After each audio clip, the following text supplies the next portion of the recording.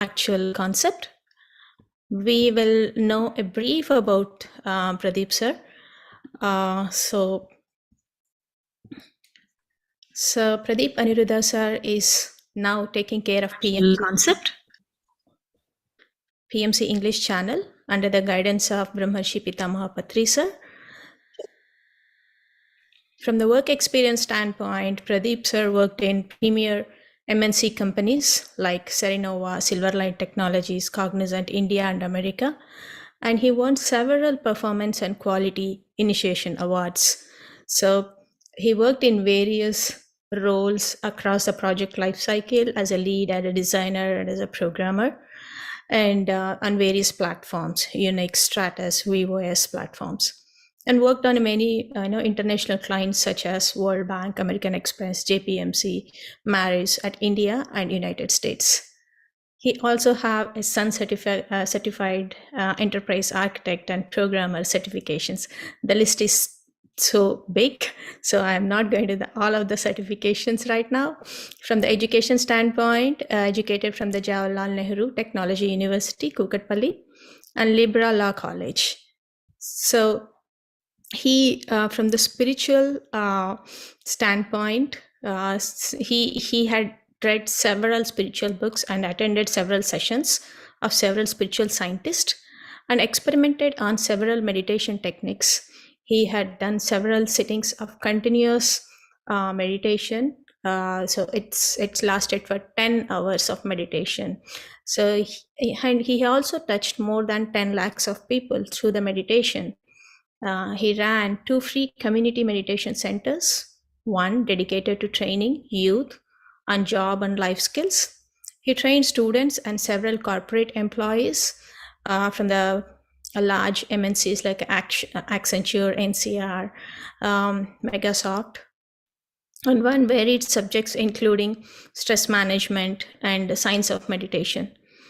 And a role in PAIMA, he was given an opportunity by Patriji as All India PAIMA president under his presidency.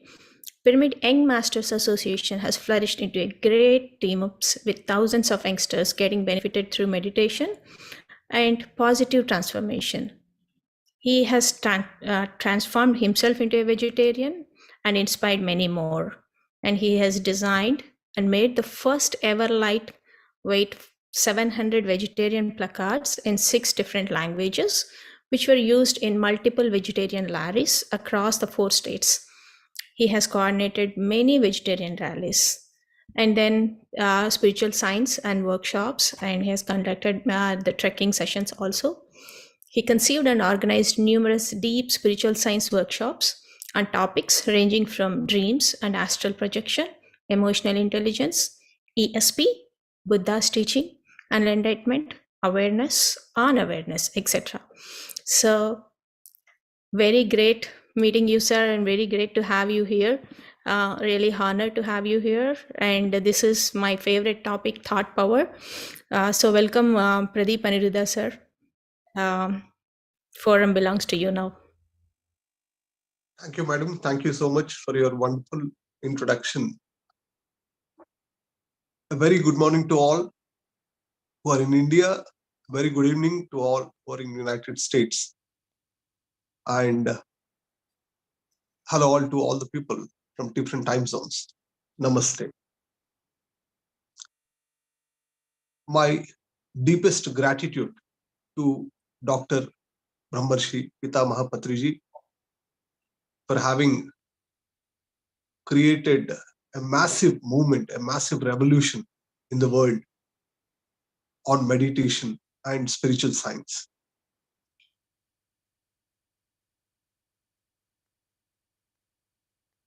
Coming to today's topic, power of thought.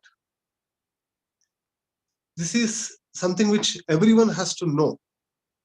Every individual has to know, because we are not just body beings, we are also thought beings. We are also energy beings. We are also knowledge beings.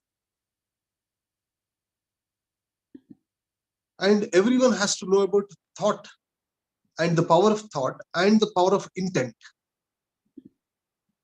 See, this is a session about power of thought. Yet we need to know about the power of intent also, because when we think rigorously, then it becomes an intent. The difference between thought and intent is, when you keep on thinking about something, then it becomes an intent. When you keep thinking intensely, then that intense thought becomes an intention. I want you to get it clearly at the start of the session that when you keep thinking intensely on something, then that thought can be called as an intention. And whenever you think, you are actually creating a possibility for a reality. When you think, this reality is getting created in the three-dimensional world in which you live, in the earth dimension reality that you live. So the basic premise is, your thought is creating your reality. Your intent is creating your reality in this three-dimensional world. In Vedas, there's a popular statement which says, Yad bhavam tad bhavati. As you think, so it becomes. Yamati sa gatir bhavet. As you think, so your destiny will be. As you think, so your path will be. Thinking is the key. For meditation, non-thinking is the key. For creating something, you need to think. If you think, then it gets created. Unless you think, it cannot get created. So your thought is creating your own reality every moment. And even if you agree or not, you're thinking continuously. There are around 60,000 thoughts that every human being thinks every day.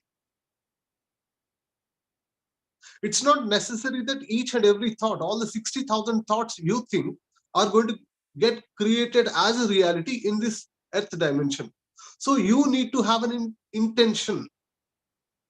You need to have an intention to manifest your thought. So your intent will get created as a reality. Your intent will get manifested, because once you think and leave it, it may or may not get created as a reality in this earth dimension. But when you keep on thinking rigorously, when you keep on thinking intensely about something, then that intention will get created as a reality. That is what we need to understand. So your intention will get manifested and get created as a reality. How? How will this become as a reality? See, when you think, you are actually emanating these brain waves. The brain waves are electrical waves. So these electrical waves will go outside the world and create that manifestation. Your brain is like an antenna which keeps on transmitting this electrical energy waves to the outside world, and it will get created.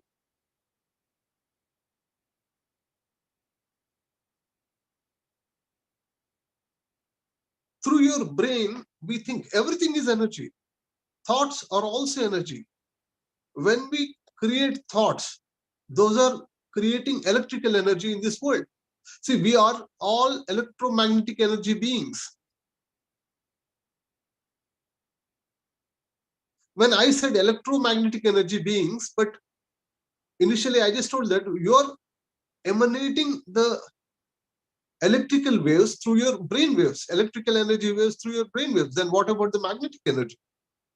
The magnetic energy is emanated from your heart. See, when you feel something, that feeling creates that magnetic energy. And this feeling is generated by the heart. When you think about something, then it's a thought. When you keep on thinking about something, when you intensely think about something, then it becomes an intention. So when you keep on thinking about something, then you're generating this electrical energy through your brain, right? And when you feel about what you think, then you create this magnetic energy, which is 5,000 times more powerful than the thought energy that is getting created by the brain. So when you keep thinking something and when you feel about what you think, when you feel that the result of what you think you're going to attain, so people call it as visualization, right? When you feel the emotions of how you will feel when you achieve what you're thinking, then you will generate that magnetic energy from your heart. So are you in alignment with what you think? Do you fully believe in what you think? Then that feeling comes from your heart. See, a lot of people think from the brain. Everyone wants to create positive realities for them. Everyone wants to create beautiful realities for them. Everyone wants to create wonderful realities for them. Everyone wants to create miraculous realities for them. Everyone wants to create awesome realities for them. But why is it not getting created? Because they are not fully decided about it. They are not fully clear about it. They are not fully confident about it. They are not fully conclusive about it, about what they think.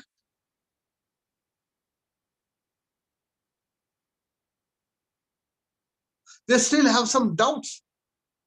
They are still inconclusive. They are not very clear. They are not very confident. They are not yet fully decided that they will achieve what they think.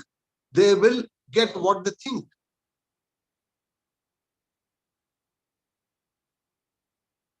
So if you're not conclusive, if you're not clear,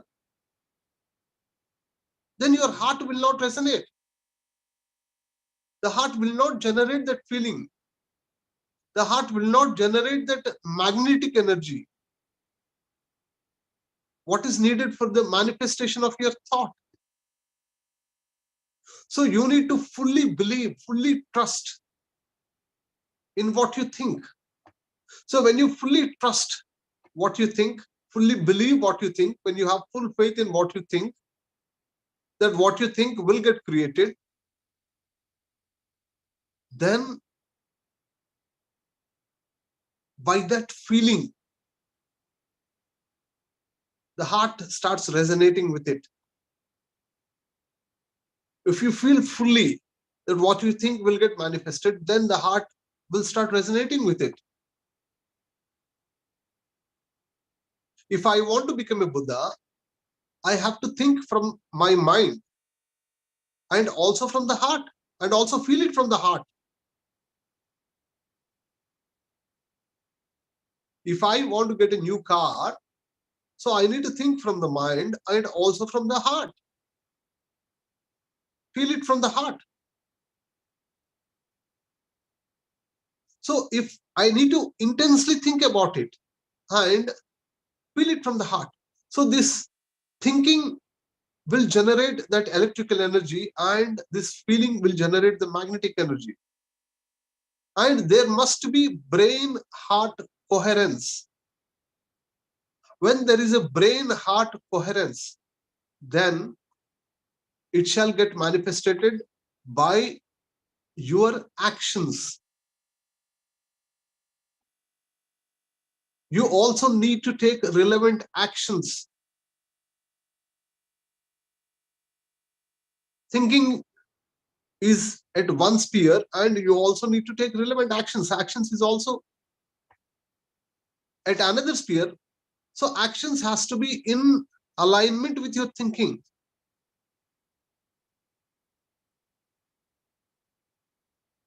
thinking and feeling creates your reality, yet the action component also needs to be there. That is what I have understood. A lot of people spoke about thought power. A lot of people keep speaking about thought power. A lot of people keep speaking about law of attraction. Ask, believe, receive. This is the essence of Secret, the movie Secret, right? You may have seen this book or a movie by Rondo Byron. You ask the universe and you believe, and then you shall receive. There must also be the action component. Unless the action component is there, you will not receive. There must be some relevant actions, some actions in alignment with what you have asked. So if you have relevant actions with what you have asked and believe that you're going to receive, then you will receive. Even to receive, you need to act. Even if it is being gifted to you, you need to act. You need to go to the registration office and register it on your name, right? So everyone is in a fancy of thinking that thought power is asked. When I ask the universe, when I believe it, I'll receive. Yes, to receive, you also need to act. Your thoughts and feelings are important, but actions are also important for getting the results that you want, for getting the results that you intend.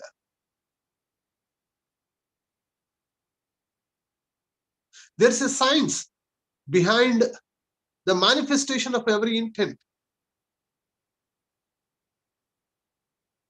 It's also called as science of intent and manifestation. Sankalpa Shakti, Sankalpa Shastram. Power of intent is called as Sankalpa Shakti. Science of intent and manifestation is called as Sankalpa Shastram.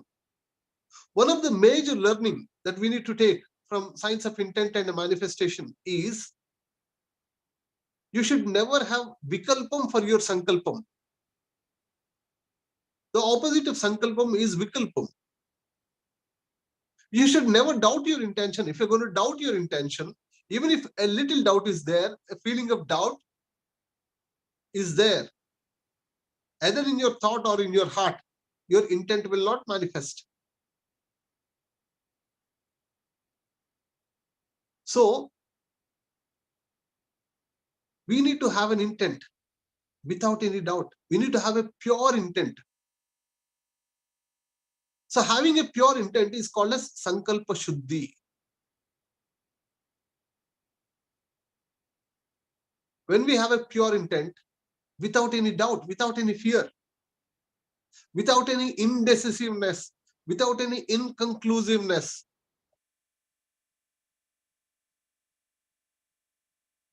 then it's called as Sankalpa Shuddhi.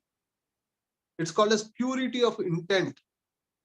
See, when you have purity of intent, then you will possess the Sankalpa Shakti, then you will have the power of intent to be able to manifest it. Purity of intent is very important. You need to have a one-pointed focus on your intent.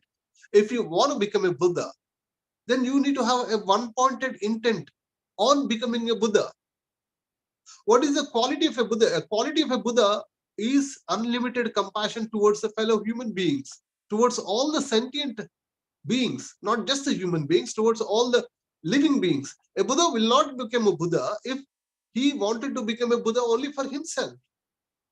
A Buddha will become a Buddha if he is compassionate for all the living beings on this earth planet to bring them out of their suffering. Only if you can think about the welfare of all the sentient beings, of all the living beings, then only you can become a Buddha. That thought, that primary thought is needed. That feeling of compassion is needed. In the thought, I want to become a Buddha. Why? Because I want to take the suffering out of all the living beings. Yes, and I also need to feel that compassion. I also need to feel that unlimited compassion towards all the human beings, towards all the living beings. If I have unlimited compassion in my heart, then I also need to practice it.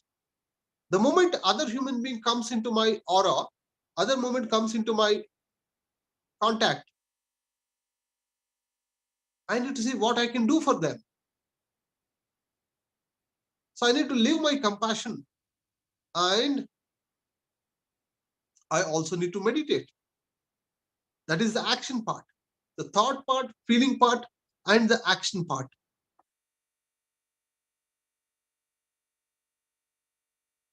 I need to take relevant actions. I need to meditate, meditate, meditate, and meditate. Why? Not just for my selfish reasons, not just for me to get into a throne called as Buddha, to get the award called as Buddha, to get the title called as Buddha. No, for greater good, for being able to contribute to everyone's well-being, for being able to contribute to everyone's health, for being able to contribute to everyone's welfare, for being able to take the suffering out of everyone.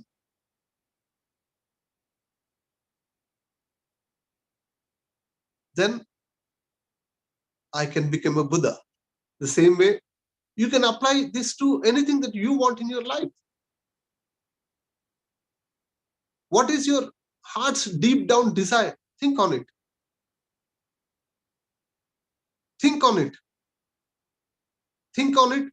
Feel it. Keep thinking on it. Then it will become an intention. Then the universe will know, yes, this guy is serious. This lady is serious to get it. This guy is sincere to will it, wish it, want it, aim it, aspire it, imagine it. The universe will understand. Through the energy that you emanate to the universe, through the brain waves, through this electrical energy,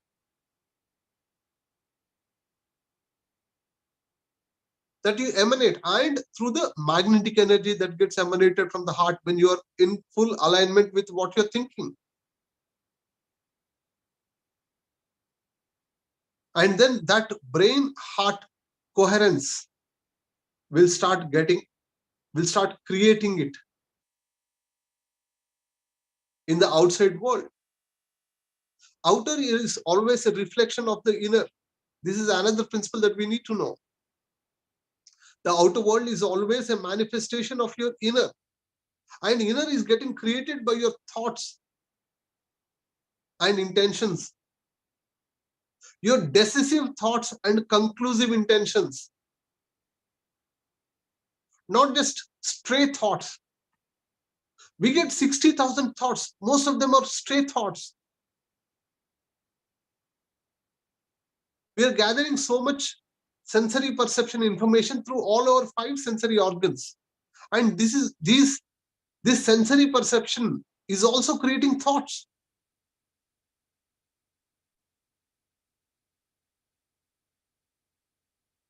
Yet there is some idea, some thought that gets created from inside, which is in alignment with your purpose of life. Focus on that. When you keep focusing on what you want and keep thinking about it, it creates an intention because you have intensely thought about it. And when you have intensely thought about it, that intention gets communicated to the universe. And when that communication happens, then the whole universe will conspire to create that reality for you.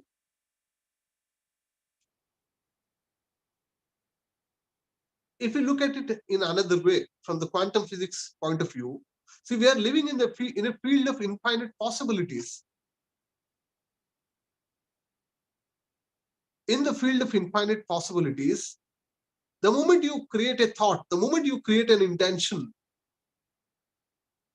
you're touching that one possibility that you want to get created as a reality. Out of all the infinite possibilities that are available to you at that particular moment, now you're choosing by your own free will, by your own thought, by your own intention, by your own feeling, one particular possibility which you want to experience in your life. Out of a field of infinite, immense possibilities, you are choosing. For every human being or for every living being, there are infinite possibilities that are available for them.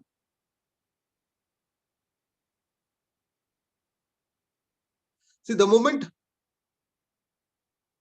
I was called and requested for this session, I had infinite possibilities in front of me. I can say yes, I can say no. I could have asked for this date or some other date. Actually, I was supposed to take a session yesterday. But because the speaker who was supposed to take a session today is busy on this day, so I was requested again if I can take a session on this day. I said yes. So I chose from the infinite possibilities that are available to me. I chose. See, this may seem as a limited set of possibilities, but after this session, what you want to do, there are infinite possibilities again available to you. Now you're listening to this session. You have a choice whether to listen or not to listen, whether to be attending this session and think about something else or do something else. You have a choice. Or whether to stop this session and sleep, you have a choice. Whether to stop this session and watch a TV, you have a choice. You want to call a friend, you have a choice. You want to eat something, you have a choice. You wanted to parallelly eat something, drink something, you have a choice. You have infinite choices all the moment, and you will make a choice through your thought and through your feeling and through your intention. You will collapse that one particular possibility which is available from a field of infinite possibilities, from the quantum field of infinite possibilities. You will collapse one possibility by thinking, by feeling, by your intention, by communicating your intention to the universe, and by taking relevant actions. You'll communicate and you'll create that particular possibility.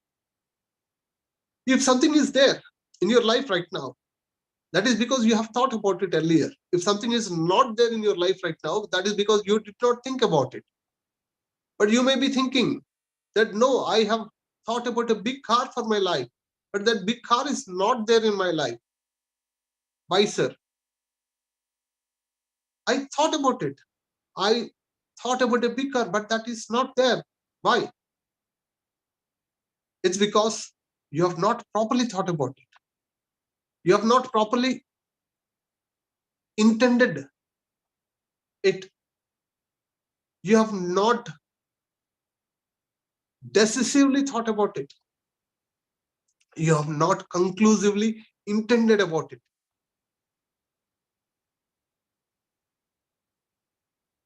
Because there was no purity in your intention.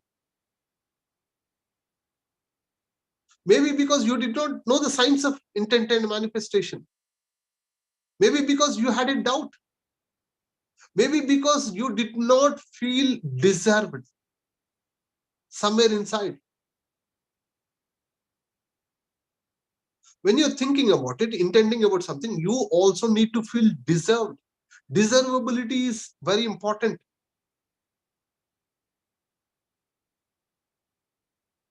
And when you fully feel deserved, then your heart starts responding about it. Every cell of your body, every thought of your mind has to be in alignment with what you think, what you intend. Then it will get manifested, it will get attracted. So what are your patterns? What are your thinking patterns?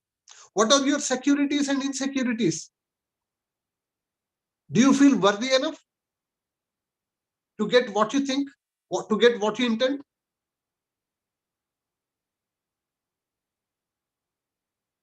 Do you feel eligible? Do you feel you deserve it? That desirability is also important. Are there any childhood patterns which are affecting you and not making you feel worthy about it?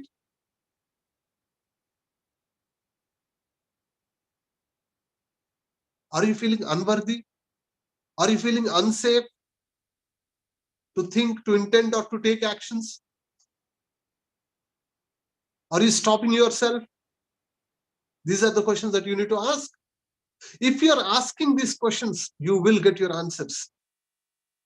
And when you keep getting your answers, you will get clarity. When you get clarity, you will be healed.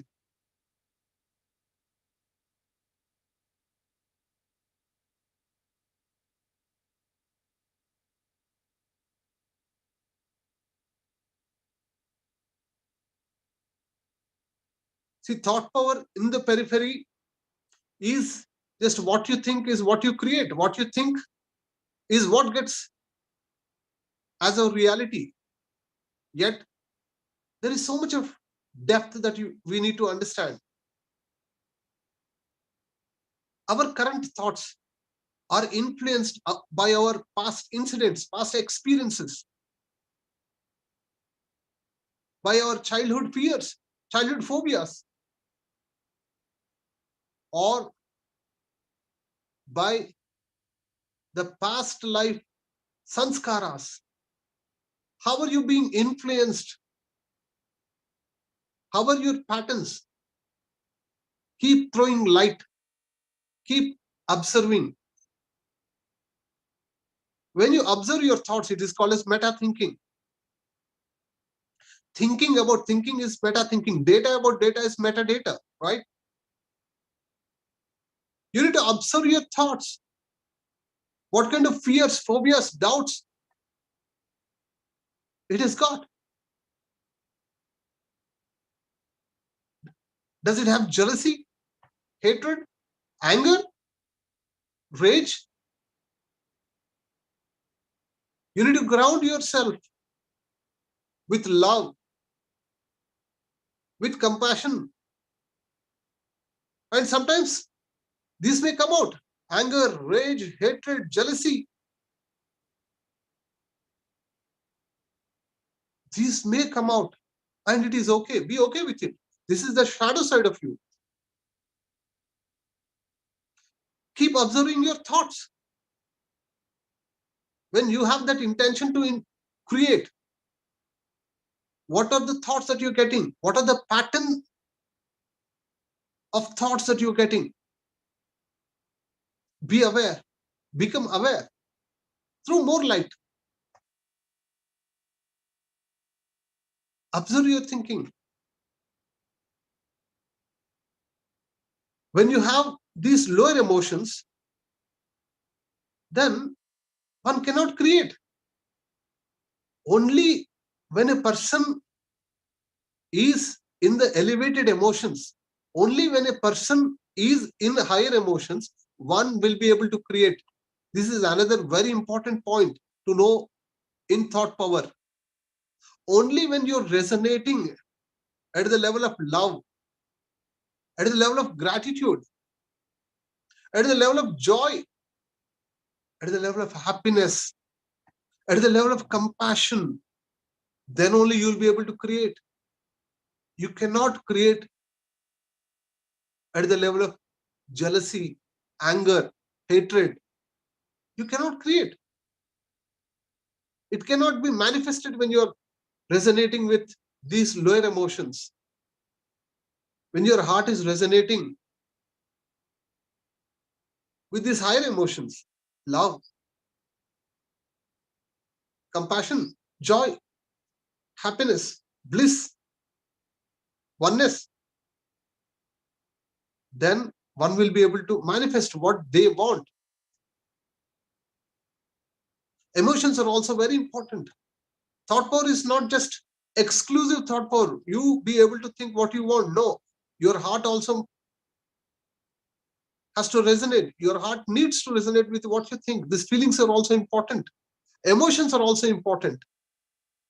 You being able to feel like getting what you want or what you thought or what you intend is needed. And along with that, you also need to resonate with positive emotions, with these higher emotions. Then only you'll be able to manifest. Otherwise, one will not be able to manifest. You need to be in vibrational alignment with what you intend.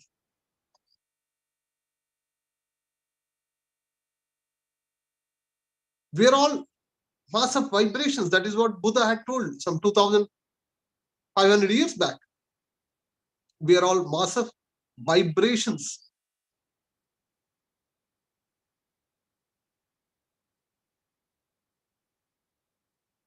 We are all seeming as mass, but we are all vibrations also, resonating at a certain frequency, emanating our electromagnetic signature outside.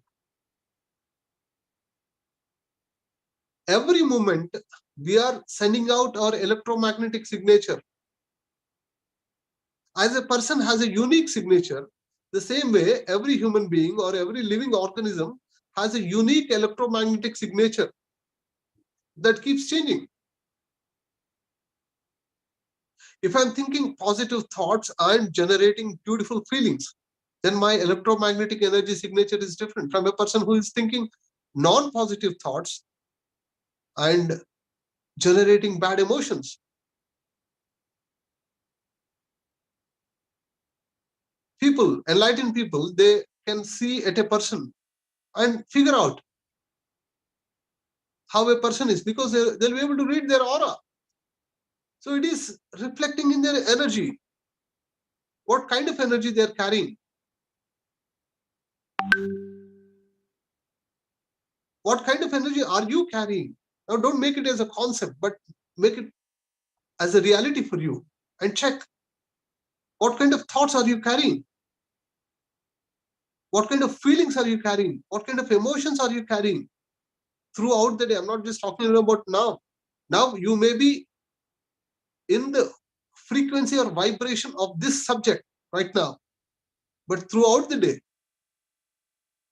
when you're not listening to this, what kind of vibration are you in?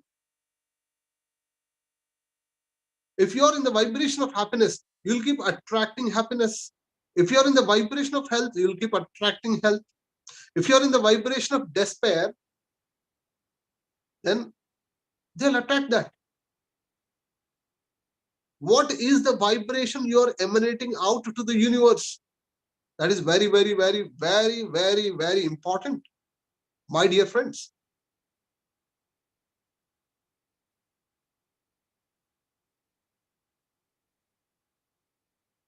You are a sum total of all the thoughts that you have made. Your body is the sum total of all the thoughts that you have made. Your life is the sum total of all the thoughts that you have made. The current situations in your life is the sum total of all the thoughts that you have made earlier. And your future will be a sum total of all the thoughts that you're making now.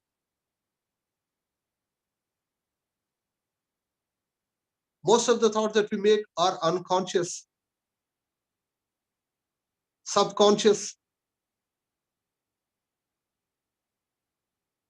Dr. Bruce Lipton says 95% of the thoughts are subconscious because they are influenced by the childhood patterns. When our subconscious mind is being formed and framed, that is when all these patterns in the subconscious mind got formed, and most of the thoughts are repetitive or in a loop. They're coming from there. And we have a choice to change our thoughts only at a level of 5% or 10% or even less. The moment you start choosing your thoughts consciously and not unconsciously or not by the influence of your subconscious mind, then that is the moment you start creating a new reality for you, different from what you're having now. Yes, your thought creates your reality. But the point is, your conscious thoughts create your reality that you want. Otherwise, your thoughts, your subconscious thoughts or unconscious thoughts have been creating your reality. Now, when you choose your thoughts consciously, then you can create conscious realities. Otherwise, it will be the same reality that had been created all these years of your life.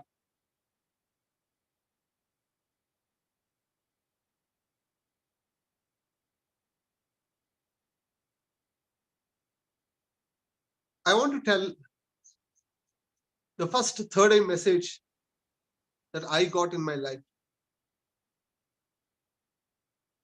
In that message, that is the first ever third eye message I experienced in my life. So I got Master Lobsang Rampa, and he told me two sentences, very beautiful sentences, which are very relevant to today's session. He told me, you are the architect for the statue named your body. You are the painter for the painting named your life. This has so much of depth in it. It may seem very simple, yet there's so many things that you can learn from these simple two statements. నీ శరీరం అనే శిల్పానికి నీవే శిల్పకారుడివి. You are the architect for the statue named your body. నీ జీవితం అనే చిత్రానికి నీవే చిత్రకారుడివి. You are the painter for the painting named your life. I told these sentences in Telugu because I received that message in Telugu. I didn't want to lessen the essence of that message, so I shared it in Telugu also. These two sentences have resonated with me. This is the essence of the power of thought. Any master, any spiritual master would have shared. You are creating the reality called your body every moment. You yourself is creating. You yourself is creating the reality called your life. The events in your life, the situations in your life, the difficult situations in your life, the happy situations in your life, the beautiful situations in your life. Everything is created by you.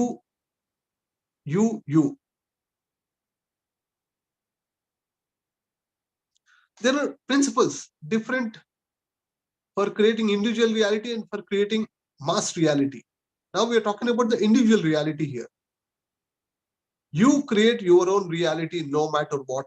It is not some external God who is creating your reality. This is the point that I wanted to make on this day. No external God is writing your fate on your forehead somewhere else. No Brahma is writing your fate and fortune. You are creating your own reality with your thoughts. You are creating your own body. You are creating your own health in your body. You are creating your own life. The way you think, the way you paint, the way you intend, the way you aim, the way you aspire, the way you imagine, the way you want it, the way you will it, the way you wish it. All the power lies with you. That is what Swami Vivekananda told. He told all the power lies within you. You can do anything and everything. Yes, you can do anything and everything, my dear friends. All the power lies with you because you are the creator of your thoughts. And your thoughts are the creator of your intentions. And your intentions are the creator of your realities. your decisive intentions, your conclusive intentions, your clear intentions, your pure intentions are the creator of your realities.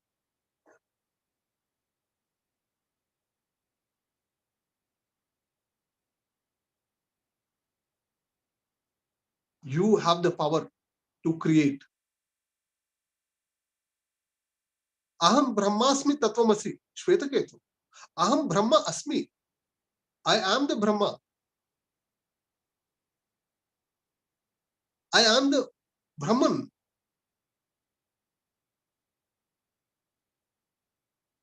Which is existing everywhere. That is a oneness consciousness that one needs to get into. Yet, if we take another aspect of it, I am the Brahma, I am the creator. You can create anything that you want. You are the speck of a God. You are the same material that the God is made of. You are not anything less. If you know your divinity, if you can realize your divinity and manifest your divinity, then you can get the godlike power and can create anything and everything you want.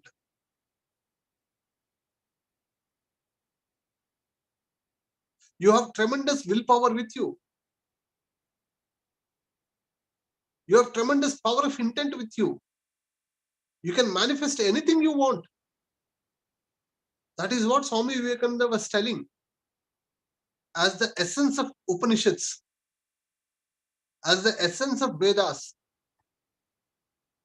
It is not just a personality development statement, what people use it.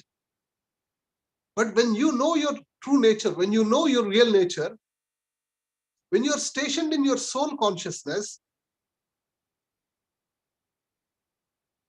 then you will understand that you can do anything and everything. All the power lies within.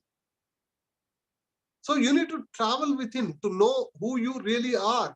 When you know who you really are, then you will understand that you have got unlimited power to create. When you know who you really are, then you will know that you are the same God consciousness. You are the same divine consciousness that is out there in any other god or goddess. When you manifest your divinity, then you'll understand your power. When you understand your power, then you can create anything and everything. People take only this statement. You can do anything and everything. All the power lies within. But for that, you need to manifest your divinity. Swami Vivekananda told, manifest the divinity within. This is the essence of any religion.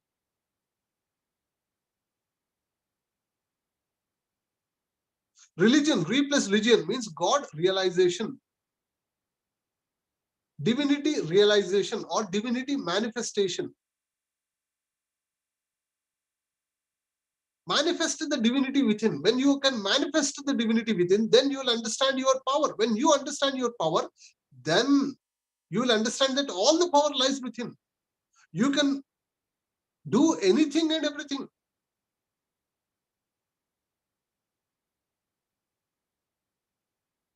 This is the message that we need to take.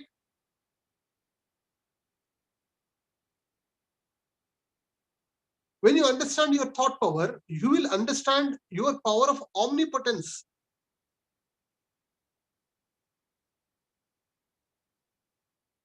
We are all gods who has the power of omnipotence. We are not anything less. We are not mere human beings craving for a divine experience, but we are divine beings who have come here to enjoy human experience. We are divine beings who have come here to enjoy human experience, to enjoy this power of thought, to experiment on power of thought, to experiment on intent and manifestation.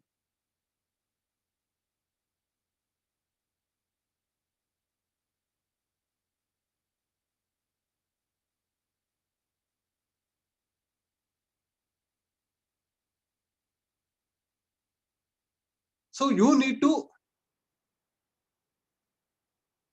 manifest your divinity. When you can manifest your divinity, when you know that you are divine, when you realize your divinity, when you know that you are God and not anything less, then you will understand your willpower. You will understand your omnipotence.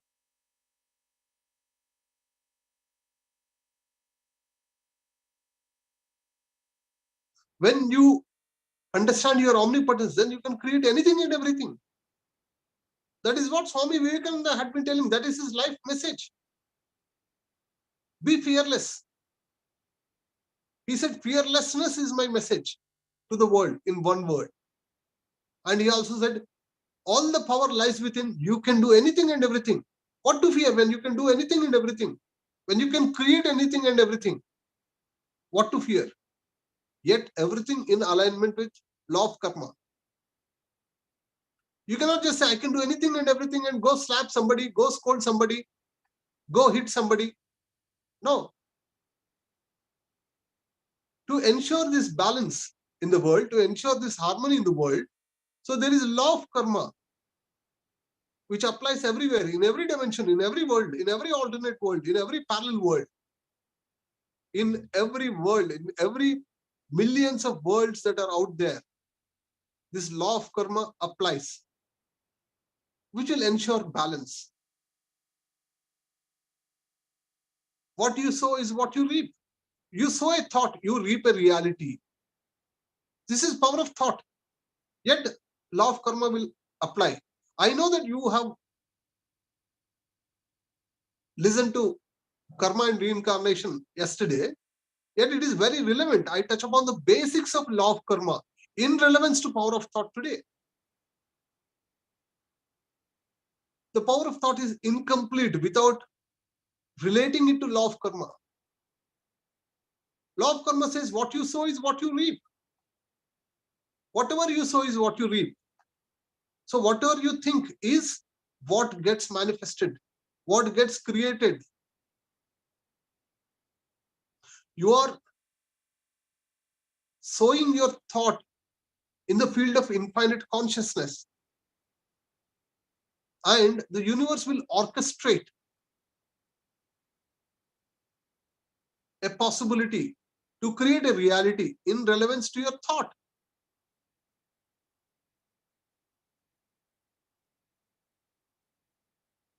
That is what is happening. Be very aware of what you think. Be very aware of what you intend. And be decisive about your intentions. Be conclusive about your intentions. Be clear about your intentions. And now it is time for meditation, my dear friends. Know that we create our own realities every moment. Every single second, every single moment of your existence, you are creating your own reality by your own thought.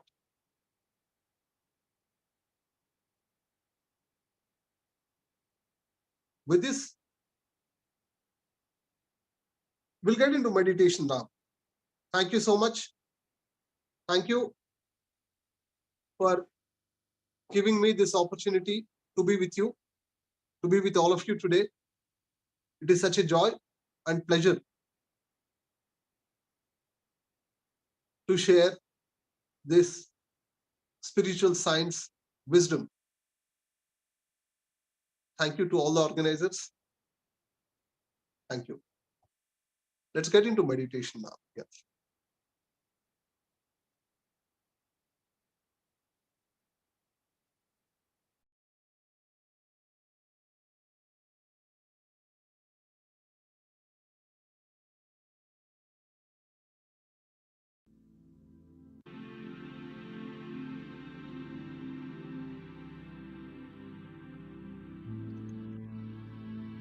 You need to clasp your fingers, keep it in your lap, cross your legs, close your eyes, remove your specs, and observe your natural breath.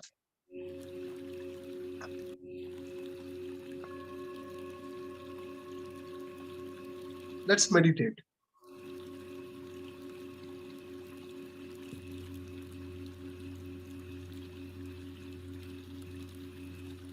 Be with your natural breath.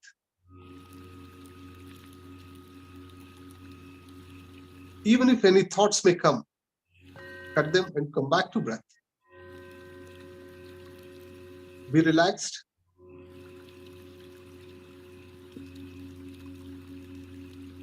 Be fully relaxed.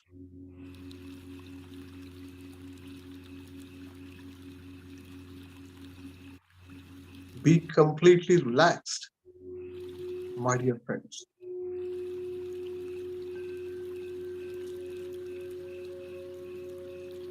Just be relaxed. Do not tighten any of your muscles. Just relax.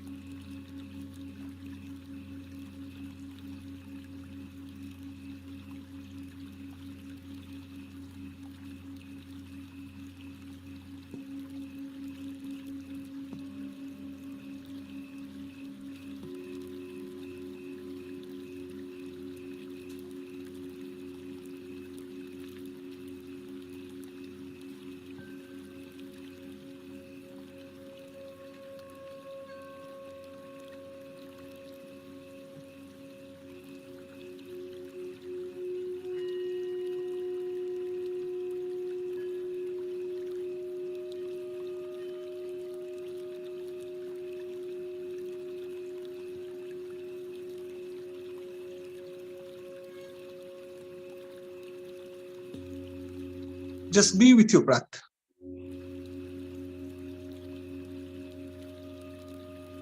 Be with your natural, tender, soft, easy, and tranquil breath, my dear friends.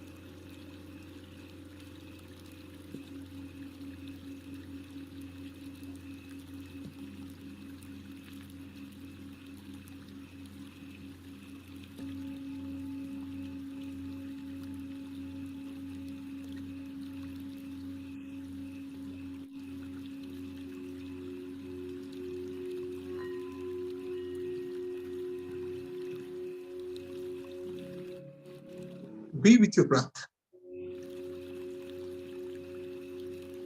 For being with the breath is meditation, my dear friend. My dear God.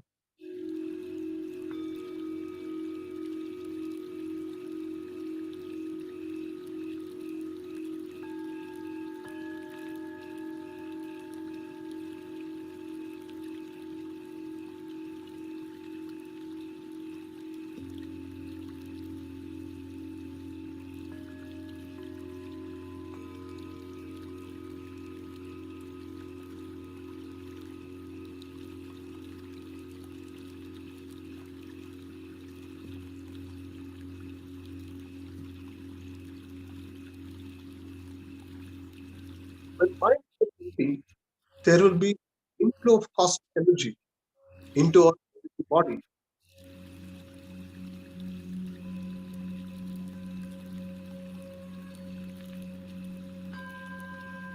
The first law, first great law in the science of meditation is when you are in breath, the second great law in the science of meditation is when mind is empty, there will be an inflow of cosmic energy.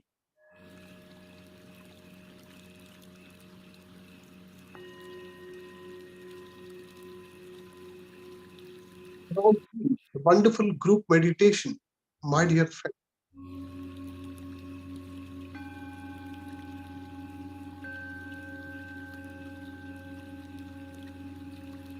We are all experiencing a wonderful flow of cosmic energy. Maran, situated on the top of our head. Experience that of great energy.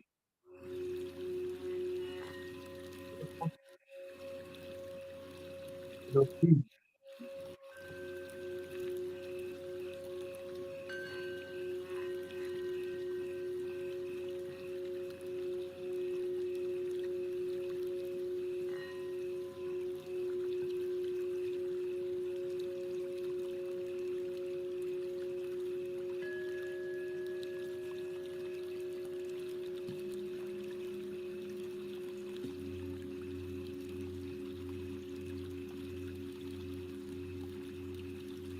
We're all experiencing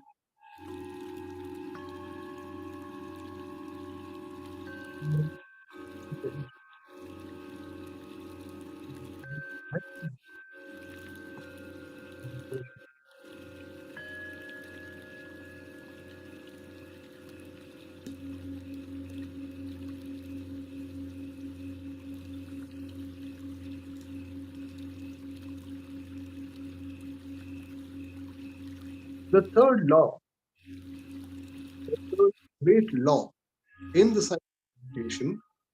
So when your energy body is fully filled with cosmic energy,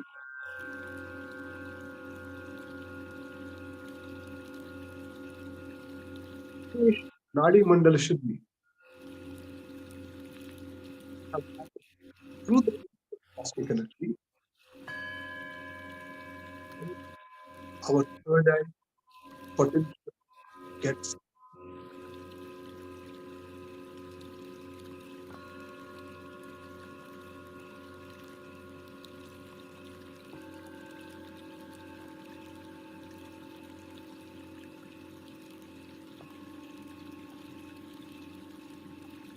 filled with the visions. Any third eye visions you may be experiencing now.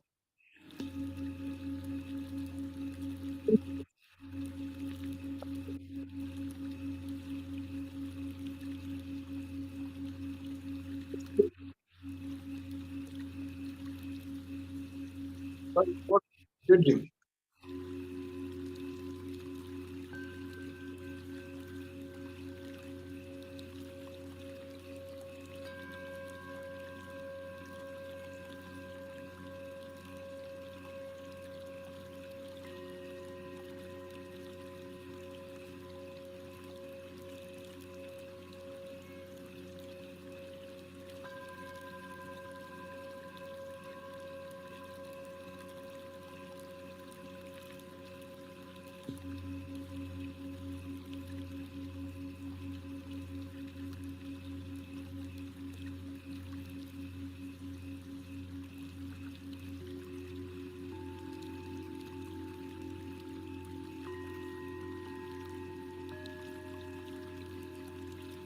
Instead,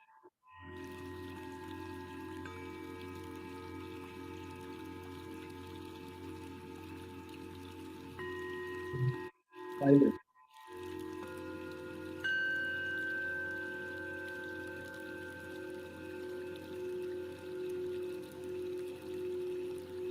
The rhythm of the breath.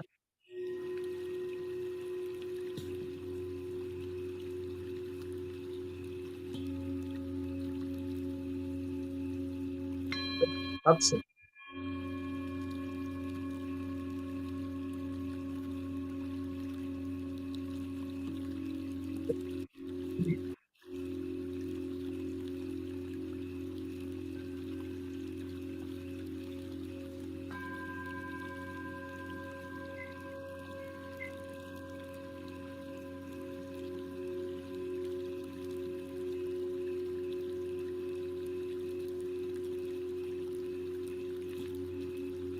Every sound you are hearing is taking you into deeper and deeper meditation.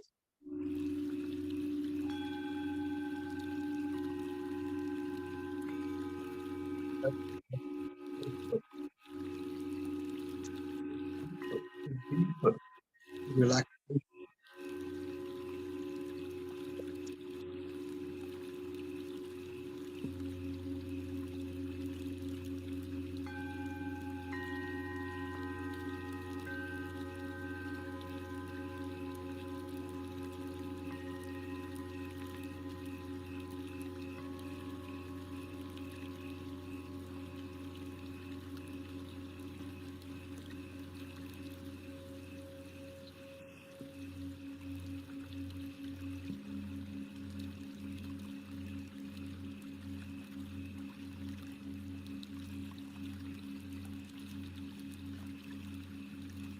Now, states of relaxation, great healing.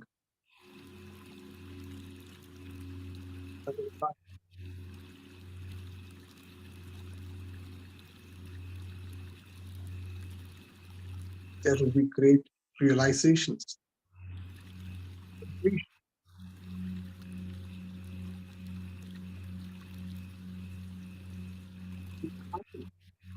Just relax even more.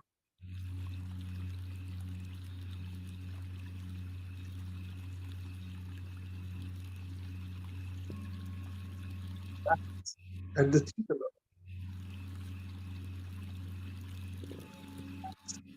at the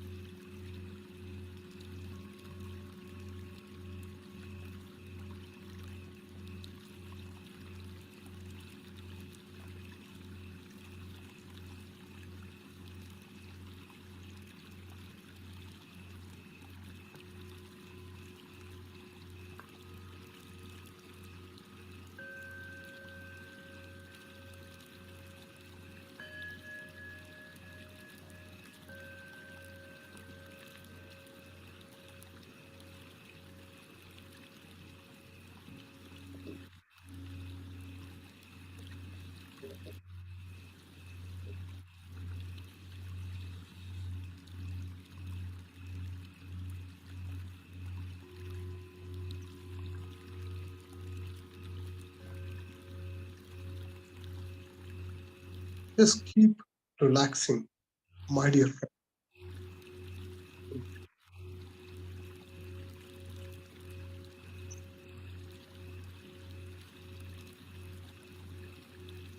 In this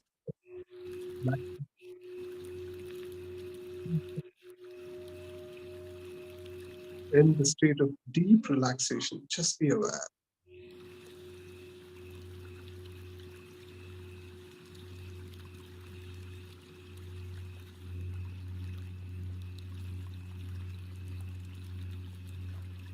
In the state of deep, be completely aware.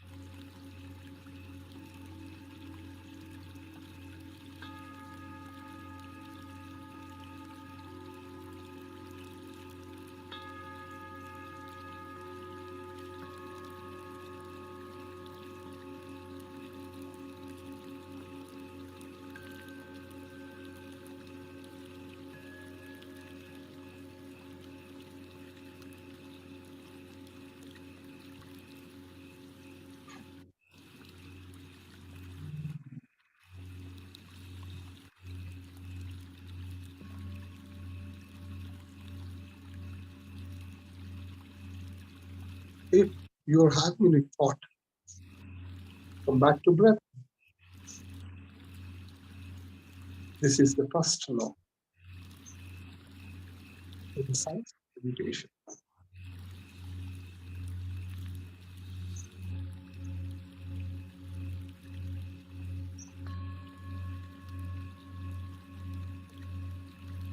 And the mind becomes empty. Into an empty mind. Let the cosmic energy flow into your body, into your being. Experience that cosmic energy in your being right now. This is the second law in the science of meditation.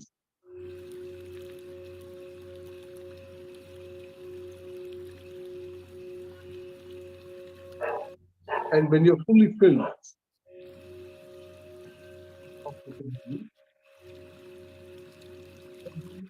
experience some third eye experiences.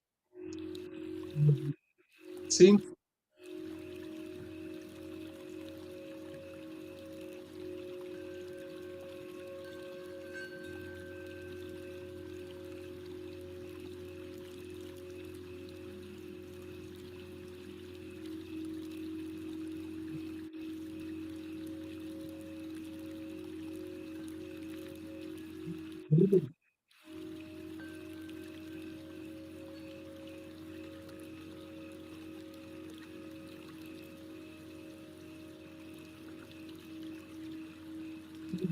beautiful visions.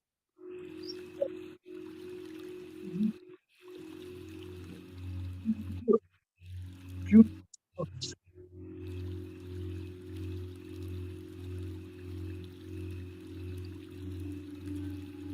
Sounds of the bird.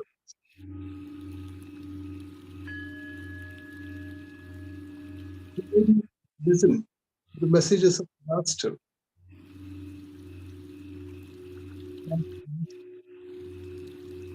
Divine will of it.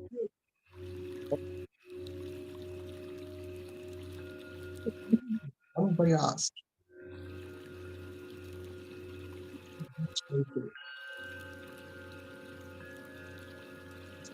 Gratitude.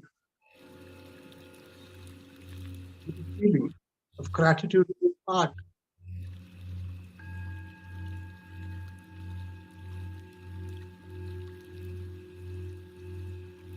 Maybe experiencing this third eye as something you feel or something that you will feel. Something is being communicated by your inner divinity through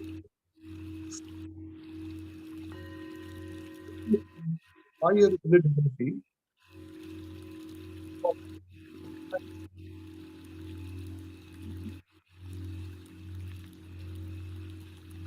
If something is communicated by your as a feeling, feel it. Just feel.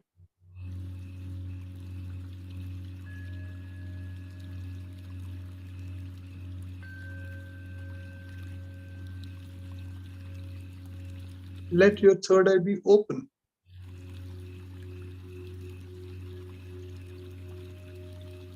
Open to the infinite worlds out there.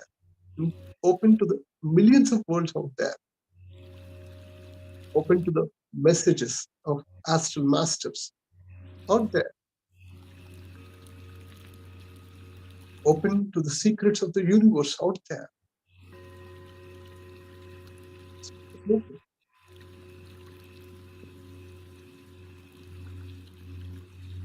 Not just Shiva. Also have a third eye.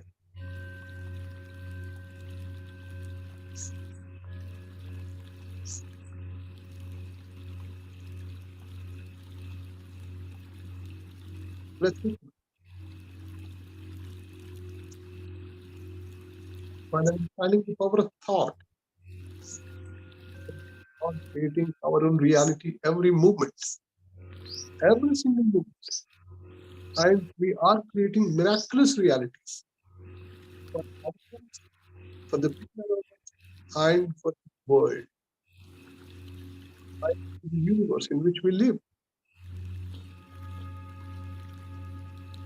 Let's create in this meditation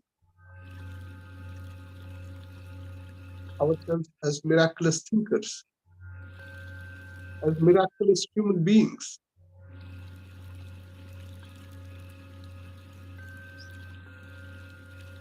not anything less.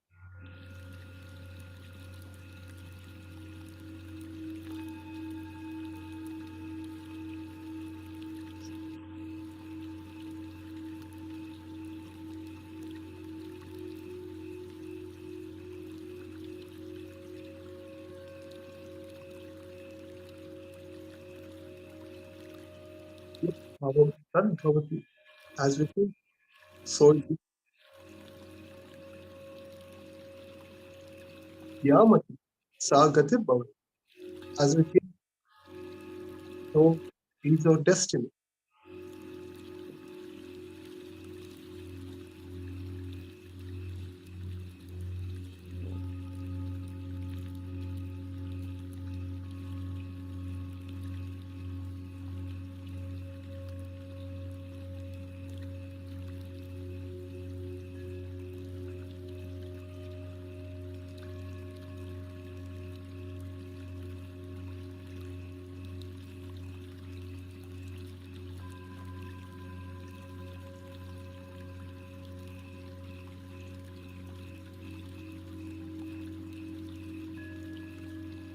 Every single thought is very powerful, my dear friend. Every single thought creates a reality.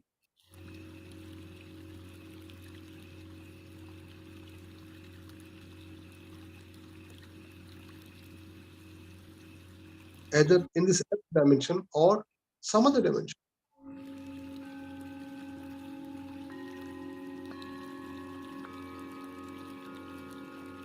We are all creating our own respective realities. It's a beautiful mutual reality for all of us. These beautiful realities are creating a beautiful mass harmony and balance,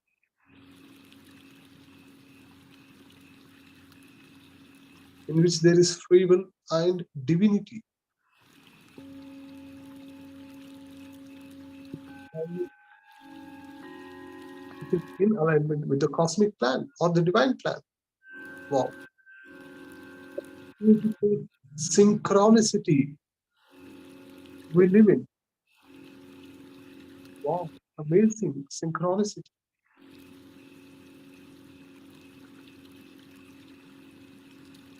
Our hearts are resonating together. What is happening together? We are living in this earth planet together.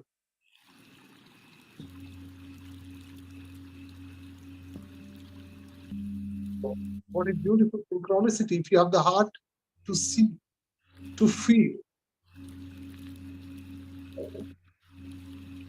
We are all meditating together.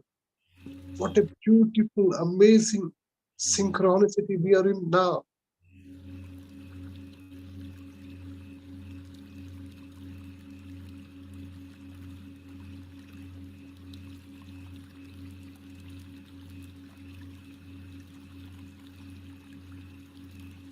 We are all together, understanding the power of thought, realizing the power of thought,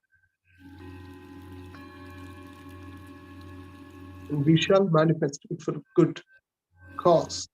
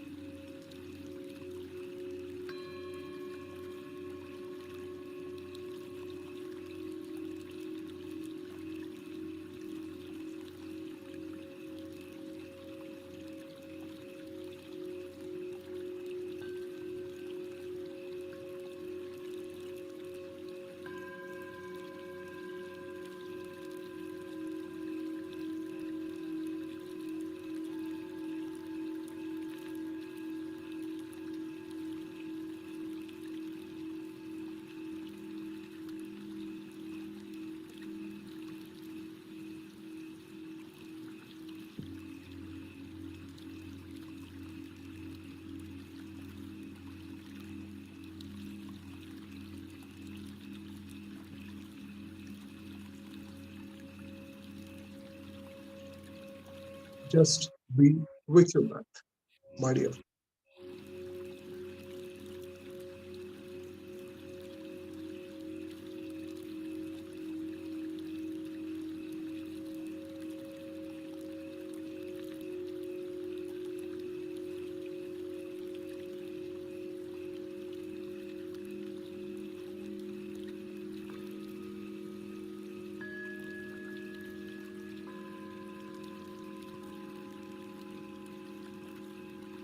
This meditation for today's happiness.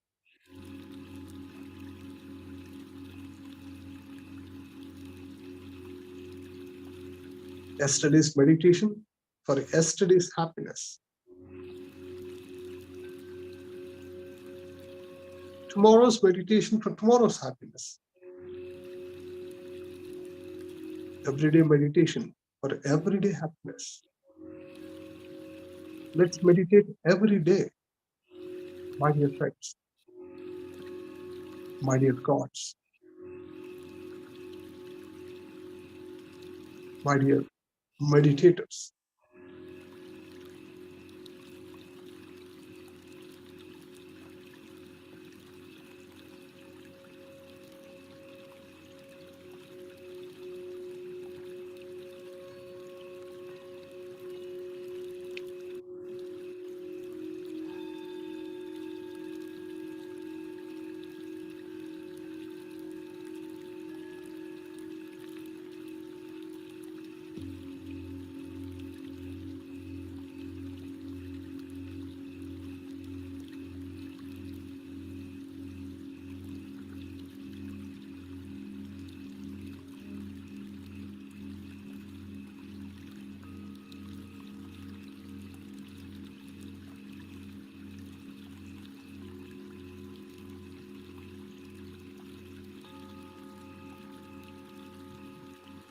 Last 10 seconds.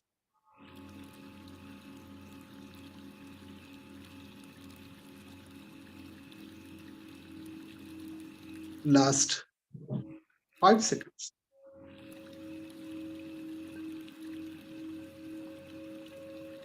5, 4, 3, 2, 1. Slowly come back. Become aware of your breath. Become aware of your body. And slowly keep your hands on your eyes. And slowly, slowly open your eyes.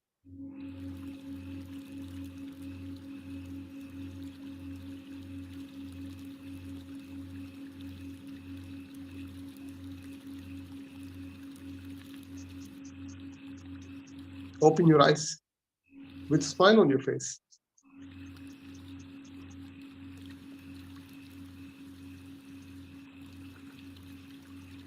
Let's all clap for this wonderful meditation session, my dear friends. A wonderful group meditation session.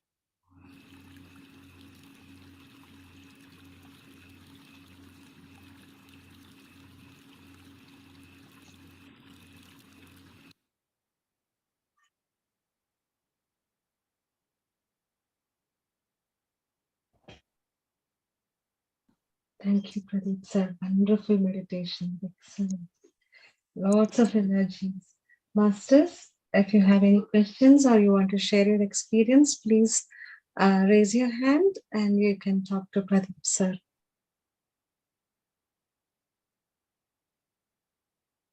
Thank you.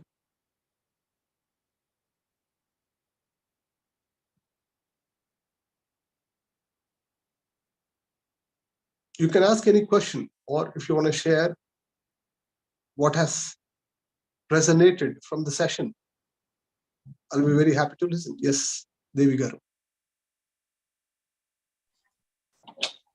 Pradeep Garu, what a wonderful, energetic session, Andy. It's wonderful. So good to hear from you. First of all, thank you so much for accepting our request to take a session on this platform. We're very happy to have you here. And every example that you gave and the profound explanation that you gave on the thought power is wonderful. And so much of clarity, and how the vibration will release from our thought, and how universe will respond to our vibration, and how, together how we manifest things in our life. And wonderfully explained, Pradeep Karu. Thank you so much. We have the all potential in us, but we need to master how to use that potential towards our good. So then only we can realize, able to use the thought power potentially for our growth and for good. So wonderful session, sir. Thank you so much. I just want to express my gratitude to you. Thank you. Thank you so much, Devi Chakkagaru, for giving me this opportunity and being a support for us. Thank you. Next.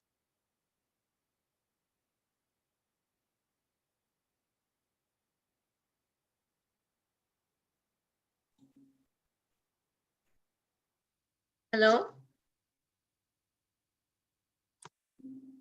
Yeah. Thank you, Pradeep Garu, for this wonderful session.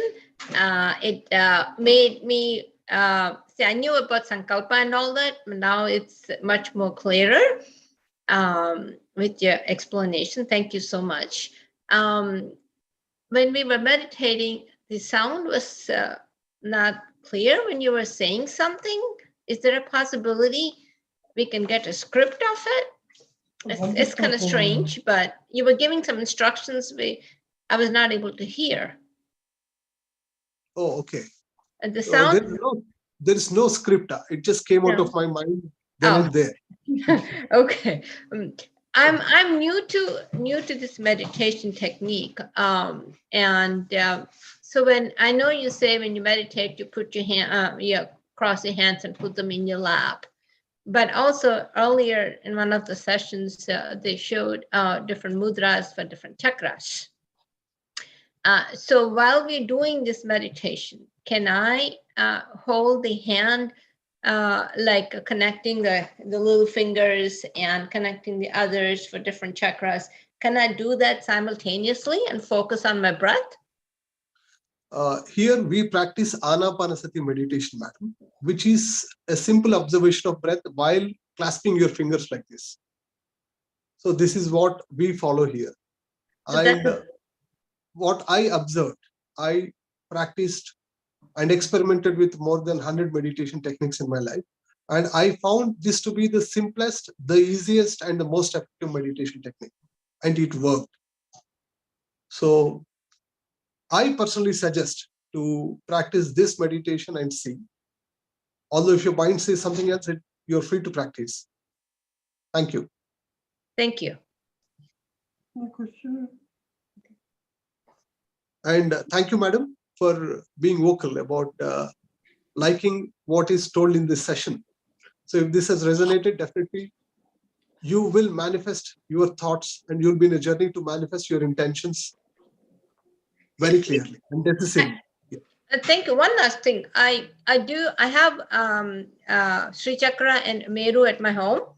Okay. That's how the process started. I got Diksha and all that, and Mantra Diksha, and I keep constantly seeing huge Meru, and it's almost like four pillars, like somewhere on a huge piece of land.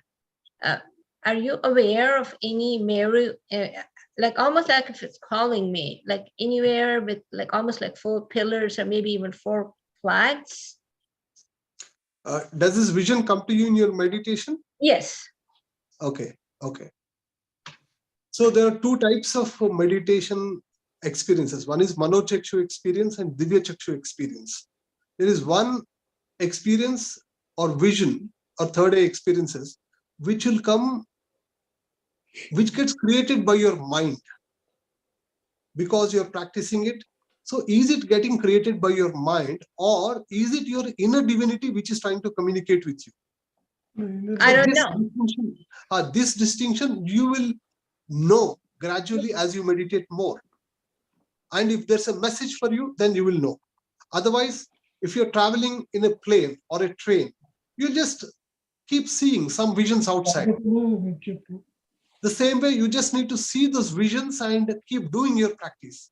As your sadhana increases, your clarity increases. That's what. So the key is doing more and more sadhana, more and more meditation, and attend all these sessions. You'll get more clarity, and by doing more meditation, you'll get even more inner clarity. Okay. Thank you, madam. Thank you for us. Thank you. Thank you.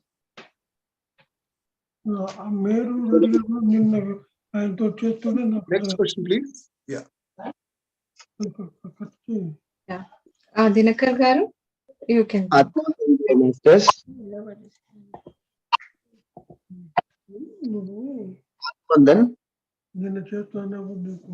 Yes. I'm start to speak.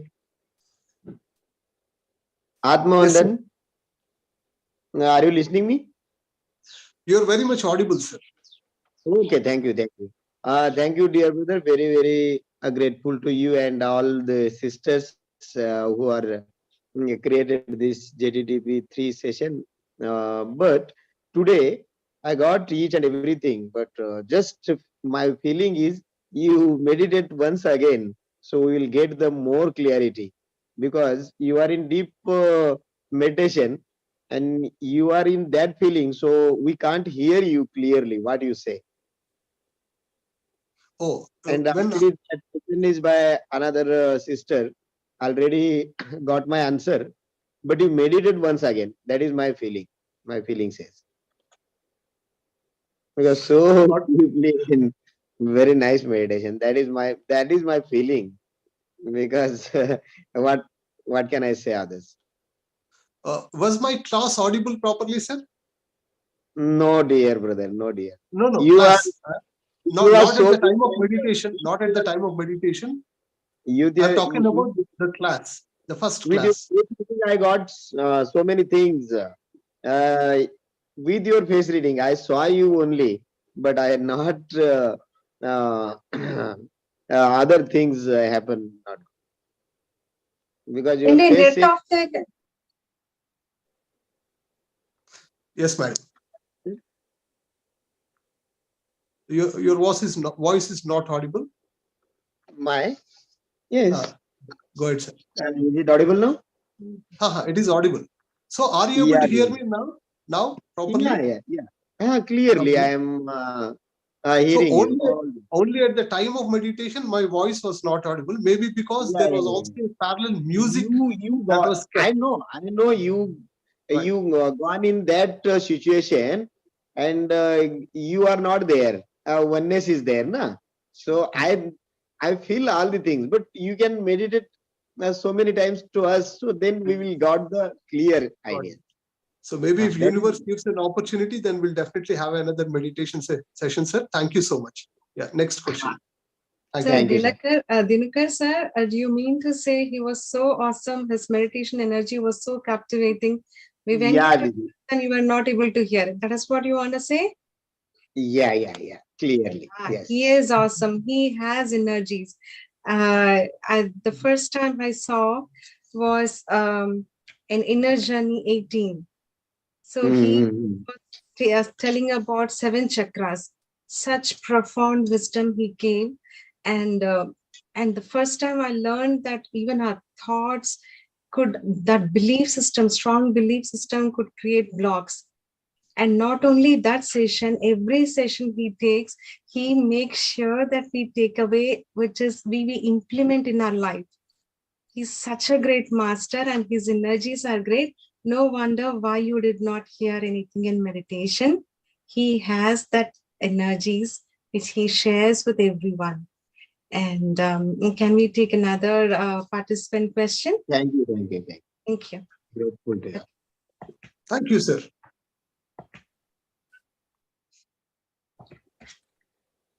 Yeah, Khalida, sir. You can, yes. Yeah, namaste everyone. I'm new to the meditation, pyramid meditation, last only few days since I started. I'm learning, seeing every day from all of you. Yeah, thank you to all the sisters and brothers spending a lot of your time and inviting a lot of guest speakers every day. and we are learning a lot of new things, not just meditation. And particularly today, so Pradeep sir, I would like to know what is the next step to really implement the thought process that you spoke about. I know you spoke a lot and it's really thought-provoking. And so what do I really do to really put things into some kind of action and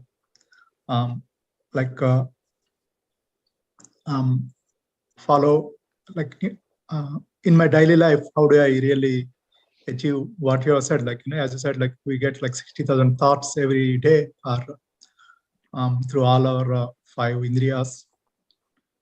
So is there anything further reading or what are the things I can really do to really have some feelings about all the thought process? A beautiful question, Kalidasa sir, by you. What to do next? Yeah. So we have 4 kinds of thinking. 1, disastrous thinking, then negative thinking, positive thinking, and miraculous thinking. Of all the thoughts that we get, we need to categorize what kind of thinking is predominant in us. People who do disastrous thinking would not believe in the results that they want to get. If they're writing an exam, they may think that they may fail, and not just they will fail, they will think that the family members will not be happy. I'm just giving you an example. And for the negative thinkers, they think that they may pass or fail. It is 2 steps forward and 1 step backward. They may pass and they would also get a doubt that they may fail. This is negative thinker. A positive thinker will always get success in his life. If you're getting success in your life continuously, then that means you are a positive thinker. If you're not getting success in your life for what you want to do, what you want to achieve, then most probably you may be getting these negative thoughts. And a miraculous thinker will think that not just he will pass the examination, but he would also top the examination, or he may be one of the topper, or he may achieve excellence by preparing for that exam. Not just the result of that exam, but he would also think by preparing for that exam, his mind power will be increased, his intellect will be expanded, and by gaining that knowledge for what he's preparing for that exam, he will get more opportunities, and he may be selected for a big job or in his dream company. So he would think about all the miraculous possibilities that could happen by that thought. So these are the different levels of thinking: the disastrous thinking, negative thinking, positive thinking, and miraculous thinking. You need to see your thoughts. What is predominant type of thinking is there in your thoughts? Is it disastrous thinking? Are you not able to believe? Because in Telugu, there's a saying which says, Kidenchi melenchali. Think bad before you think good. Be skeptical and doubtful before you trust. So what kind of thinking is predominant inside you? So if you're able to do that meta thinking, this is called as, I name it as meta thinking. I've never read it anywhere. But if you can do this meta thinking and observe your thoughts, what are predominant? So this could be a very good next step to increase your power of thought. Then this gives you purity of thought or purity of intention, sankalpa shuddhi. Then you will get sankalpa shakti. Then you will get power of your intent, and which will help you in manifesting what you think and what you intend. And the 2 points, the key takeaways in this session is you need to be conclusive in your thoughts. You need to be decisive in your thoughts. Indecisiveness leads to mediocrity. Indecisiveness leads to mediocre results and unsuccessful outcomes. So if you're clear, if you're decisive, if you're conclusive in what you want to achieve, so if you're clear in your thoughts and your intentions, and then it will get manifested. Okay, thank you for asking that question, sir. Next question, please.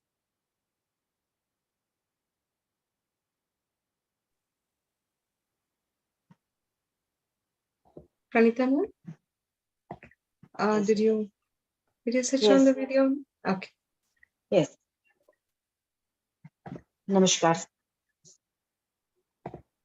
Namaskar, sir. Namaste, madam. Yeah, you're audible. Namaste. Yes, I'm also new to this pyramid meditation and I'm enjoying the journey immensely. And I wanted to thank you personally for sharing this wisdom. It was really wonderful. And you influenced me so much in my thought process that before starting the meditation, I said, I'm meditating successfully. And then I started the meditation. Oh, and it was a wonderful experience that I've had today. I needed to thank you Ekdam personally. Therefore, I wanted to just thank you and for that because you've made everything clear. And the last talk, the before sharing this wisdom, the last thing that you said, that disastrous thinking and how to, there's so much of clear exposition is there. I really thank you profusely for this. And I hope to continue with this pyramid meditation for lifelong now. Thank you. Wonderful, madam. Wonderful. I'm very happy with the vibration of your gratitude, and your vibration of gratitude and love will give you the power to manifest what you think. Thank you so much. Definitely. Please continue. Yeah. Next.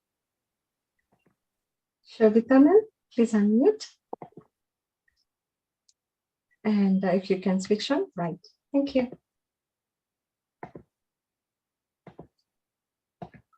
I can't unmute. Okay. You're audible, madam. Namaste, sir. Yes. Yes. First of all, thank you. Thank you for this information because I have been reading the book Secret. I've been attending lots of sessions on subconscious mind power and read a lot of books and attended a lot of sessions on law of attraction and all that. But your session was like summation of all that, and it gave me a clear-cut like information of all those fragmented informations were put together, and it gave me a real path, I can say, true path where I can look for. Now, my question is, when I didn't know all this theory, like I did not know anything about secret, law of attraction, or power of thoughts, so many things happened in my life. Like I just thought of something and that happened. Many a times it happened, and I can say I had a blissful life. I still have a blissful life. But what's happening for the past 3 years, when I know all the information, I have all the theory, all the concepts known to me, I just feel that the things are not happening to me as I am thinking. So what could be the reason? One thing, like what I understood from your talk, is that maybe the subconscious thoughts were getting manifested. Now I have to consciously put more effort on my thoughts or the process and create it. Maybe it's in a higher level where I'm thinking now, where my intentions are not really enough. So I'm just confused there. So you can just explain it to me. Got that, madam. First of all, thank you for asking this question. So one improvement, you asked a beautiful question, but you use the word confusion. When you have used the word confusion in your vocabulary, it's in your mind. When you have this in your mind, so what gets manifested is confused reality or confused situations. So you can rather change your vocabulary that I need clarity. When you change your vocabulary, when you change your words, your thoughts will get changed. When your thoughts gets changed, your intentions will change, your reality will change. So I want you to change your vocabulary to that I need clarity. I'm seeking clarity. I'm wanting clarity. I'm wishing clarity. I'm intending clarity. Okay, when you change this, when you change your thoughts, your vibration changes. Now you are no more confused, but you are seeking clarity, and you will attract situations, people, ideas, which will give you clarity. That is one thing. And if you are having a beautiful life with beautiful realities, with abundance, happiness, love, joy, then that means there is enough karma, enough positive karma that you would have done in your last life or in the last years of your life, this lifetime, that it got created like that because you deserve it because of your karma. But right now, if you're facing some challenges, that means that there is some lesson that you need to learn. Karma always wants to learn things. Karma siksha gadu sikshana means karma is not a punishment. It's a lesson that we need to learn and grow. So maybe now you need to learn conscious creation. Earlier, you were getting what you deserved. But now, see, every sage and sinner, will have same amount of challenges, but how they respond will be different. A great sage, a great saint will also have challenges. A sinner also will have challenges, but how they respond, how quickly they can respond, how composed and balanced they can be, how harmonious they can be, is the difference. Now, maybe you need to learn the creation of, learn the technology of conscious creation. Maybe. So now you need to find out what your purpose of life is and be in alignment with your purpose of life. And keep creating, consciously creating in alignment with your purpose of life. So then that will give you joy. That will make you feel vibrant from within and outside. And meditation will definitely help. If you're going to meditate every day, make meditation as an everyday practice. And when you keep doing it, then automatically you'll be aligned with your purpose of life. Automatically you'll be getting that clarity. Automatically your power of thought, power of intention will get increased. In your meditation, what happens is the things which are incomplete, the things which you were ignorant earlier, the things from which you did not take enough wisdom. There may be several life situations that has happened to you from your childhood on till now. And you need to take that wisdom, you need to integrate that wisdom. If that wisdom integration is not complete, then this will be incomplete. There might be some restlessness. There might be some unclarity that might be there. So when you meditate, all these things will get integrated. All those situations which you have encountered and in which you did not integrate and assimilate the wisdom. Now in your meditation, that wisdom will get assimilated and integrated inside you. And by that, you'll start gaining more clarity. You'll be more radiant. You'll be more vibrant. You'll be more clear. So my suggestion is you keep your continuous practice of meditation on every day. And it is beautiful that you have learned this wisdom from several books and several masters or several sources. Now you will be able to compile it in full. You'll be able to understand it in a better way now, right? So, and you said you have understood it better now, today. Wonderful. Congratulations. Now you are, I see that you are on your path of clarity. You are on your path of conscious creation. Congratulations. Thank you. Thank you. Thank you. It's truly, as you said. Thank you for that. Yeah. Ratnagaru, please unmute. Thank you, Andy. Thank you so much, Pradeep sir. It's a very wonderful wisdom, and I always admire your voice, the way you say. I always remember whenever I sit for meditation, I remember that you used to say for Buddha Kesha that, the smile. And immediately I hear that smile that you used to do during the meditation. It gives immense, it brings a smile on my face always. That it is gives immense energy. Such a smile, madam. It is not me. Oh, sorry. I'm so sorry. His voice. Yeah. I'm so sorry. He's my brother. Your voice was so similar to his voice, but like in the slow, it was almost similar. So I'm so sorry. Actually, when you said about the thought power, like I wanted to ask the same question. When it's good that the other participant asked those. So you gave the answer. I wanted to share my experience, a similar one. When I wanted to come to US, right now I'm in New Jersey. I always wanted to, start my own company so that I can employ under mine, for 10 or more. Like in Telugu, the way how I used to say, నేను ఒక 10 మందిని పోషించాలి. That's what my thought used to be. Then later, after some time, I realized in starting a company, my thought was not clear. I didn't.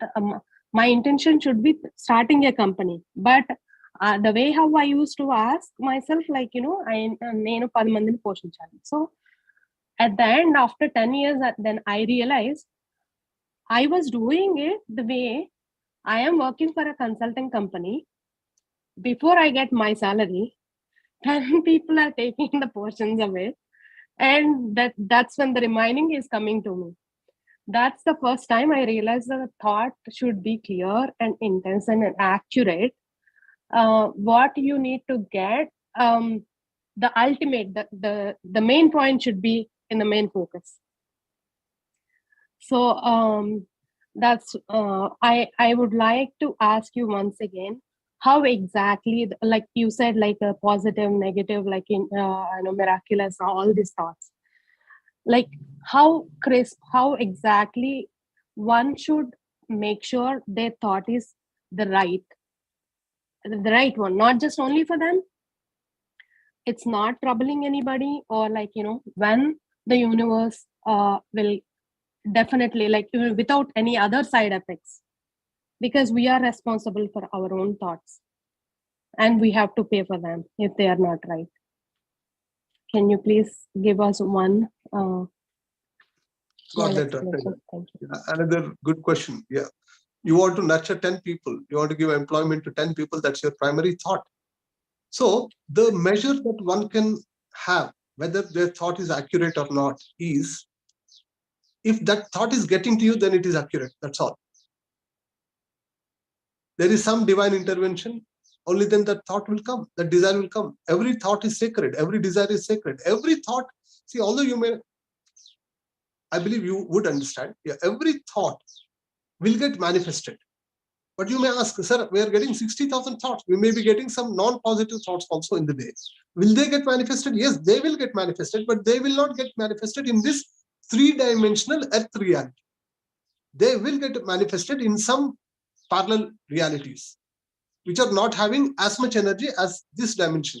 But every thought is sacred. Every desire is sacred. Okay? First, believe that every thought and desire is sacred. This is the first principle. And second, how to check whether we are making right thoughts or not.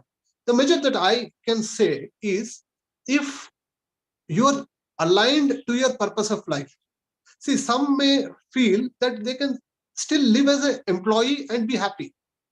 In their purpose of life, being an employer is not there. Employment generation is not there. They just want to live a happy life, being an employee and work and be happy. So that is okay. If they are fulfilled, if you are feeling fulfilled, that means right thoughts are coming. If you are not feeling fulfilled, that means if you're not feeling fulfilled, that means you need to change your thought process a little and try consciously creating something else, what your heart desires. So what is your fulfillment level and satisfaction level at the end of the day? If you are fully aligned to your purpose of life, you will feel a lot of fulfillment at the end of the day. And this thought even would not come. Is it a right thought or is it not an accurate thought? Is it affecting anyone? No. If you're getting a thought and if you're working towards it, and at the end of the day, if you're feeling fulfilled, yes, it's beautiful. And still you can cherish and increase your power of conscious creation. Because any thought, any desire, any wish, any want, any aim, any aspiration, any ambition will come according to your consciousness. How evolved is your consciousness? A Siddhartha consciousness said he has to work for the world, not for himself. But another person may want to become a king. Although he had a choice to become a prince of that beautiful kingdom, he did not want to become a prince. But another person's ambition is being a prince. So it will differ from person to person. So what is that which gives you fulfillment at the end of the day? What is your heart's innermost desire? Keep working for it. By using your thought power, you can keep creating realities, what you really want and what kind of difference you want to make in the world. It is not just about only us. See, now in your thought, it's a noble thought because you want to nurture 10 people. You want to provide employment to 10 people. It's a beautiful thought. And in the process, when your consciousness expands, when you keep hitting those realities, the next level thought will come. The next level thought will come. The next level ambition or aim or aspiration may come. And it's a continuous process, because see, we have two aspects. One is enlightenment aspect and evolution aspect. In evolution aspect, we'll keep getting these thoughts, wants, wishes, desires, and we keep fulfilling them and keep evolving. Because you, by getting that thought and intention, you are not just growing yourself, but the whole universe is growing through you. You're contributing to the growth of the universe by your learnings. Thank you. Thank you so much, sir. One small question, and adding to this one. We know our thoughts are becoming our reality. Sometimes, I mean, we aim and ask for something that is different, but sometimes out of our emotions, sometimes we get frustrated or anger or something, somebody is troubling us too much.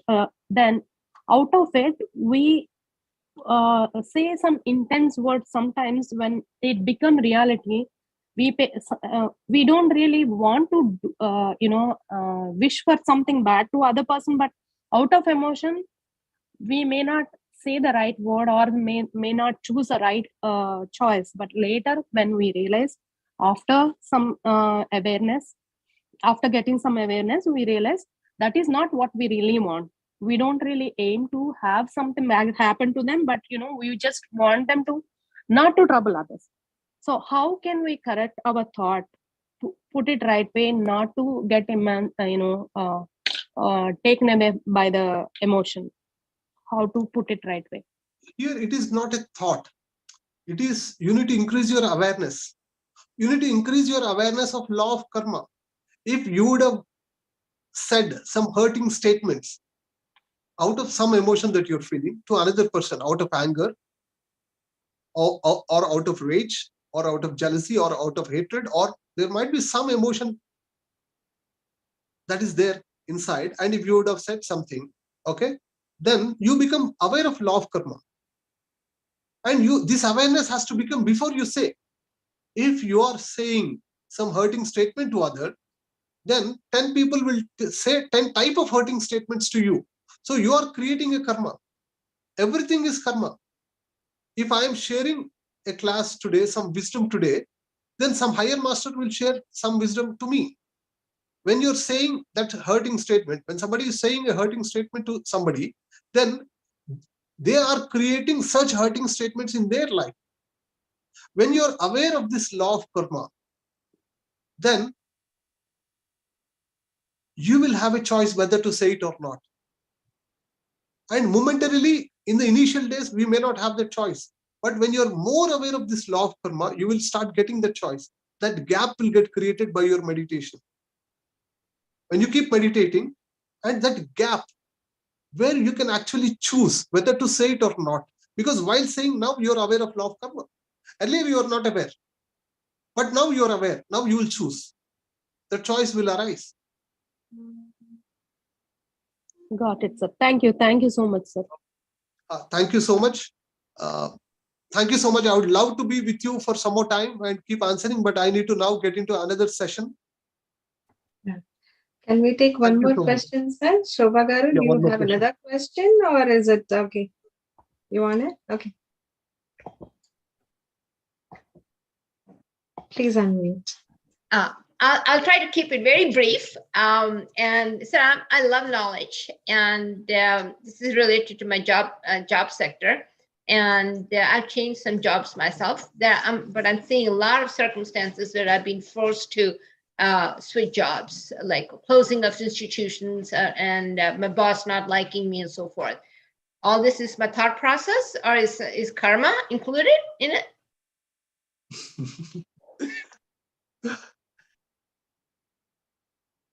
Everything is karma.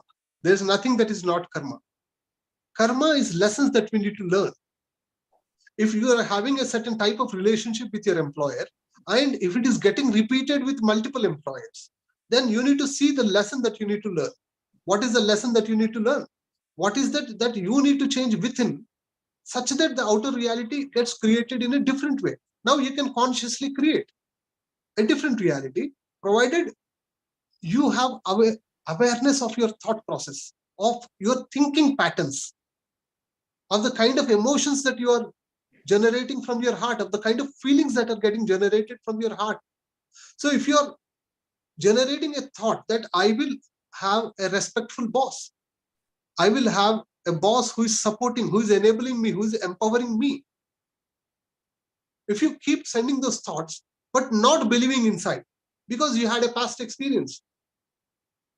You had a past experience with some other boss who is crooked, who may be crooked, who may not be supportive, who is thinking only for the benefit of him and the organization, and did not care for your benefit.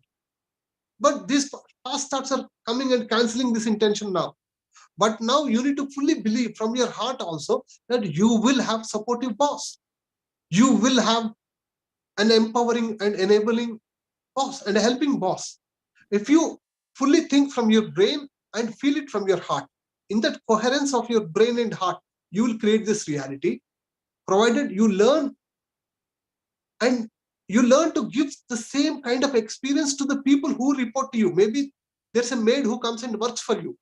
Maybe your daughter-in-law, daughter, son, who may have to listen to you as a boss. What is the kind of emotion, what is the kind of feeling that you're generating inside them? What you give is what you get. So if you learn this lesson, then your brain and heart coherence will be there. So till the time you learn this lesson, you have to face this reality. You may be thinking that, yes, boss is deciding my reality, but you're also deciding many people's reality. So if you're able to bring that change and learn that lesson, then the lesson with the boss is complete. The lesson with every boss will be complete. And it will be just co-creation. You'll get into a mode of co-creation with your boss. Your boss will start valuing you, will treasuring you, will start treasure you more, will co-create and give you more opportunities. Thank you. Thank you so much. Thank you. And thank you, friends. Yeah. Thank you, Pradeep. It's a wonderful session. It's amazing. Always you share such wonderful wisdom. And yeah, we have learned that our thoughts create, our intentions create, our clear intentions will set. But the one thing you added is like right action is also needed. No, apart from our thoughts and our intentions and clear, conclusive decision we take, we need that action also. That is wonderful. And the two statements you shared with about Rampa, he gave you that wonderful wisdom. And I would just wanted to say it. You are the architect for the statue named your body. You are the artist for the painting called life. Such great statements you shared, and thank you for that. And Masters, tomorrow we are coming with 9 wisdom, jewels of wisdom by Sri Lakshmi, ma'am from UK. So please do attend. Thank you, sir. Thank you so much. Thank you so much. Thank you. Thank you. It is so wonderful to be with all of you. I thoroughly enjoyed all of your questions. Thank you so much for attending this, listening to me, and for practicing meditation. Please do continue practice. Do continue to practice meditation every single day. Thank you. Thank you to all the organizers. Thank you. Thank you. See you all.